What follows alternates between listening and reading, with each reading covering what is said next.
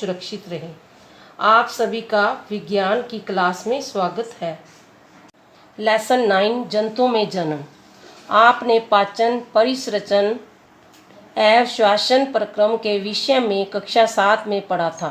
क्या आपको इनके विषय में याद है? ये प्रक्रम प्रत्येक जीव की उत्तरजीविका के लिए जरूरी है। पौधों में जनन के प्रक्रमण के विषय में भी आप पढ़ चुके हैं। जनन जाति की निरंतरता बनाने के लिए जरूरी है।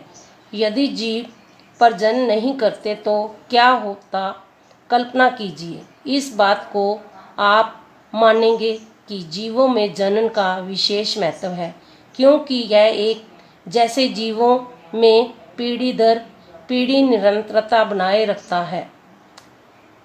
पौधों में जनन के बारे में आप पिछली कक्षा में पढ़ ही चुके हैं। इस अध्याय में हम जानेंगे कि जंतु कैसे जनन करते हैं। 9.1 जनन की विधियां।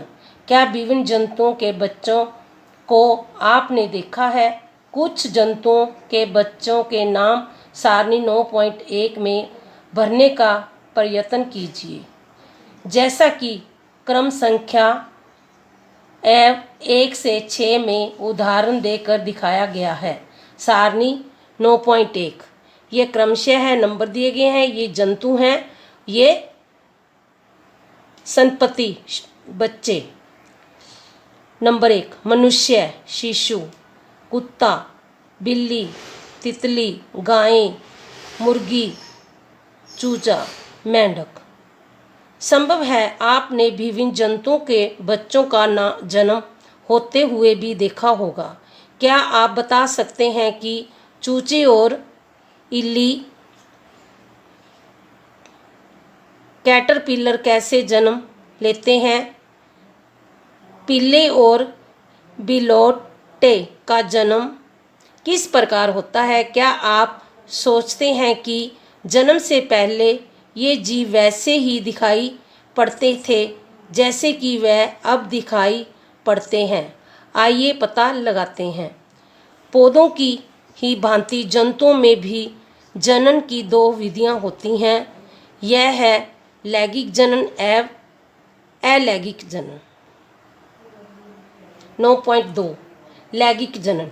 पिछली कक्षा में आपने पौधों में जनन के बारे में पढ़ा था। इसे याद करने का प्रयास कीजिए। आपको याद होगा कि लैंगिक जनन करने वाले पौधों में नर एवं मादा जननांग होते हैं। क्या आप इनके नाम बता सकते हैं? जंतुओं में भी नर एवं मादा के विभिन्न जनन भाग या अंग होते हैं। पौधों की ही भांति जंतु भी नर एवं मादा युग्मन बनाते हैं, जो संचित होकर युग्मन बनाते हैं। यह युग्मनज विकास करके एक नया जीव बनाता है। इस तरह का जनन जिसमें नर एवं मादा युग्मन का संश्लेष होता है, लैंगिक जनन कहलाता है। आइए हम मनुष्य में जनन अंगों का पता करें तथा जनन प्रक्रम का अध्ययन करें। नर जनन अंग। नर जनन अंगों में 2 शुक्राणु नलिका एवं जोड़ा कृष्ण तथा एक शीशन लिंग होते हैं। चित्र 9.1 में वृषण नर युग्मक पैदा करते हैं जो शुक्राणु कहलाते हैं। वृषण लाखों शुक्राणु उत्पन्न करते हैं। चित्र 9.2 को देखिए, जिसमें शुक्राणु का चित्र दर्शाया गया है। शुक्राणु यद्यपि बहुत सूक्ष्म होते हैं, परंतु हर एक में एक सिर, एक मध्यम भाग एवं एक पूंछ होती है। क्या शुक्राणु एल्काल कोशिका जैसे प्रतीत होते हैं? वास्तव में प्रत्येक शुक्राणु में कोशिका के सामान्य संघटक पाए जाते हैं। मानव में नर। ये चित्र दर्शाया गया। शुक्राणु नलिका, शीशन, वृषण।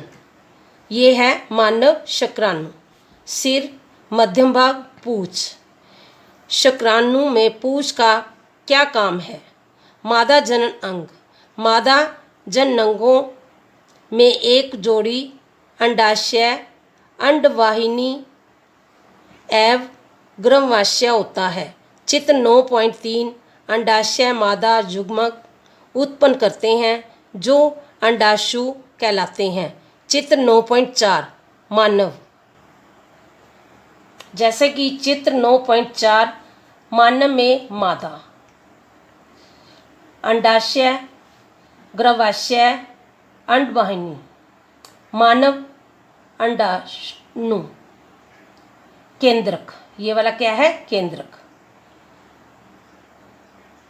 स्त्रियों में हर महीने दोनों अंडाशयों में से किसी एक से एक विकसित अंडाणु या डिंब का निमोचन अंडवाहिनी में होता है कहलाता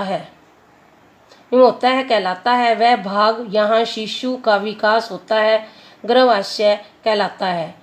शुक्राणु की भांति अंडाणु भी एल्कोहल कोशिका है। निषेचन, जनन, प्रक्रमण तथा प्रथम चरण शुक्राणु एवं अंडाणु का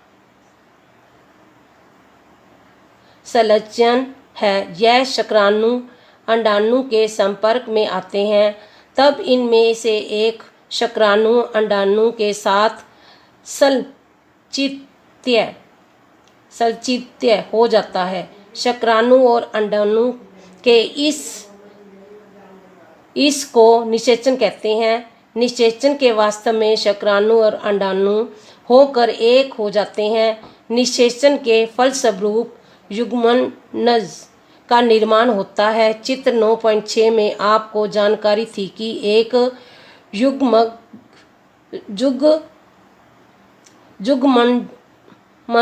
नए विष्ट की शुरुआत है, जैसे कि निषेचन, युग्मनज।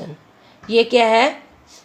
चित्र में दर्शाया गया है। निषेचन की क्रिया में स्त्री माँ के अंडाणु एवं नर पिता के शुक्राणु का संयोजन होता है। इसलिए नई संपत्ति में कुछ लक्षण अपनी माता से और कुछ लक्षण अपने पिता से वंशानुगत होते हैं। अपने भाई या बहन को देखिए, यह पहचानने का प्रयास कीजिए कि उनमें कौन से लक्षण माता के और कौन से लक्षण पिताजी से मिलते हैं।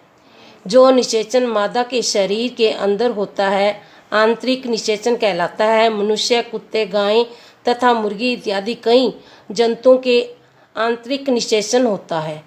आप यह जानकर आश्चर्यचकित होंगे कि अनेक जंतुओं में निषेचन की क्रिया मादा जंतु के शरीर के बाहर होती है। इन जंतुओं में निषेचन जल में होता है। आइए पता लगाएं कि यह कैसे संपन्न होता है। इस वीडियो को बार बार देखो, सुनो और समझो।